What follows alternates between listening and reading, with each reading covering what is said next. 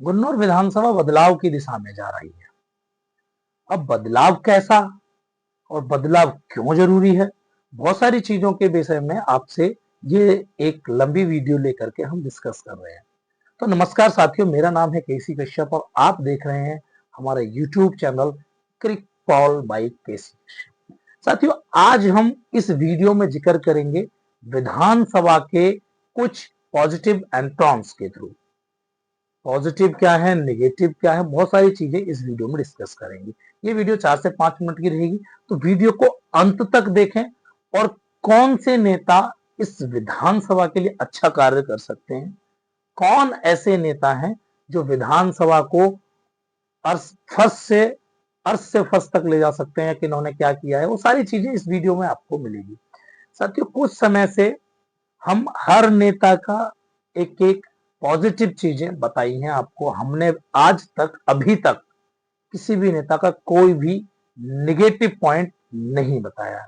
अब उसका मतलब ये तो नहीं है कि उनके अंदर नेगेटिविटी नहीं है, ये बात सत्य है। हमने अब तक सबका पॉजिटिव दिखाया, नेगेटिव किसी का नहीं दिखाया। तो साथियों, इस वीडियो में हम किसी का नाम नहीं लेंगे, जिनकी नेगेटिविटी है वो साफ जिक्र करेंगे। तो और विधानसभा को हमें जरूरत क्या है वो चीजों की करेंगे, और किन को आगे लाने की जरूरत है वो चीजों का जिक्र करेंगे। आप वीडियो को अंत तक देखते रहे।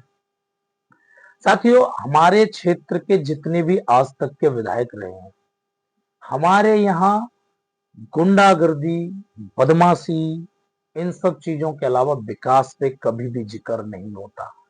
उसमें गलती भी कहीं ना कहीं हमारी है। वो क्या गलती है वो आपको बता देता हूँ। हमारी गलती ये है कि जो व्यक्ति दबंग होगा, पावरफुल होगा, जो हमसे आके ये कहेगा ना कि तू लड़, मैं तेरे पीछे खड़ा हूं, हम भी उसको ही वोट देते हैं। और वैसे ही हमारे क्षेत्र के नेताओं की राजनीति हो गई है, उसमें गलती हमारी है। हमने हमने मजबूर किया इस तरह की राजनीति करने के लिए। लोग, हमारे नेता पार्टी बंदियों में विश्वास करते हैं, वो विकास में विश्वास नहीं करते। तो गांव के दो भाइयों को लड़ाते हैं, एक दूसरा नेता पकड़ता है, एक दूसरा नेता पकड़ता है, और दोनों को आपस में बर्बाद कराने के लिए उनकी जुगलबंदी कराता है। भाई साहब, मैं जुगलबंदी का शब्द इसलिए इस्तेमाल कर रहा हूं क्योंकि बहुत भयंकर चीजें होती हैं गांव में। आपस में दो भाइयों को लड़ाया जाता है, एक दूसरा नेता पकड़ लेगा, एक दूसरा नेता पकड़ लेगा, मुकदमेबाजी होगी, गोलीबाजी होगी, आपस में वो परिवार मरते रहेंगे और पैसा फूंकते रहेंगे, और यहाँ उनका वोट बैंक मजबूत होता रहेगा। तो इस तरह की राजनीति हमारे क्षेत्र में अब तक चलती है, लेकिन ये अब ये जरूरत नहीं है। इसका बदलाव करने की हमें जरूरत है। हमारे और आप जैसे युवा साथी इन चीजों को छोड़कर आगे बढ़ने की जरूरत है। हमारे क्षेत्र में अब ऐसे नेता जो लड़ाई की राजनीति करते हैं, जो पार्टीबंदी की राजनीति कर रहे हो, उनसे मोह माया को छोड़कर हमें नए विकल्प तलाशने की जरूरत है।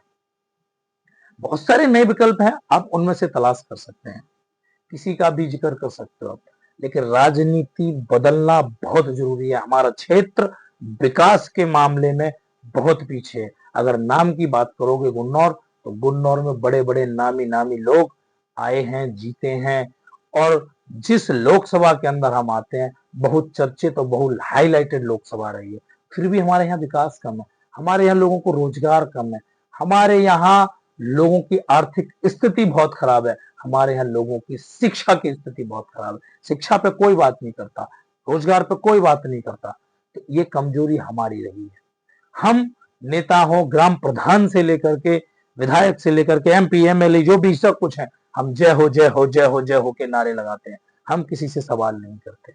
सवाल करने का कर्तव्य हमारा है, पूछने का कर्तव्य हमारा है, जवाब लेने का कर्तव्य हमारा है।